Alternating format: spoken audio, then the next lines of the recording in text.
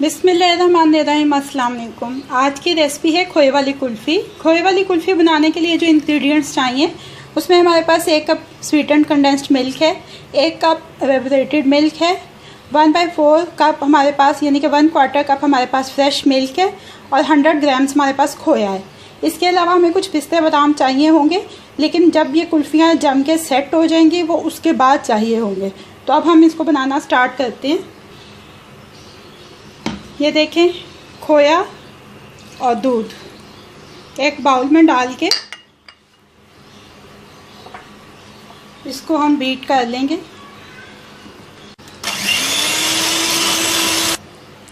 ये देखें, दूध और खोए को अच्छी तरह से बीट कर लिया है। अब इसके अंदर ये एवेपोरेटेड मिल्क शामिल करेंगे।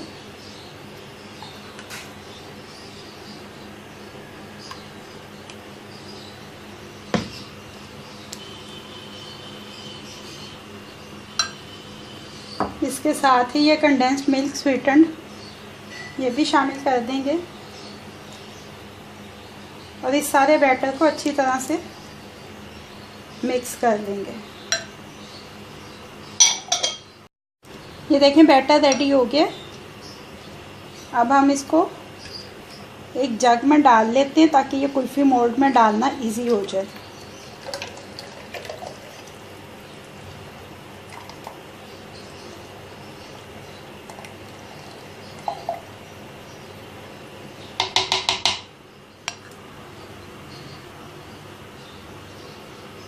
ये देखें, अब हम अपना बैटर ये कुल्फ़ी मोल्ड में डाल लेंगे।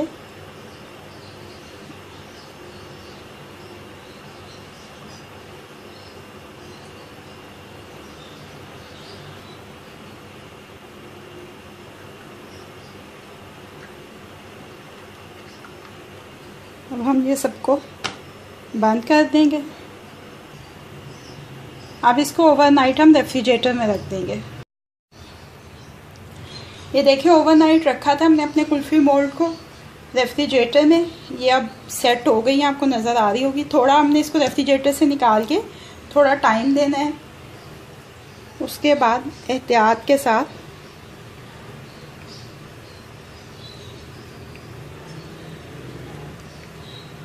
ये देखें, हमारी खोए वाली कुल्फ़ी रेडी है।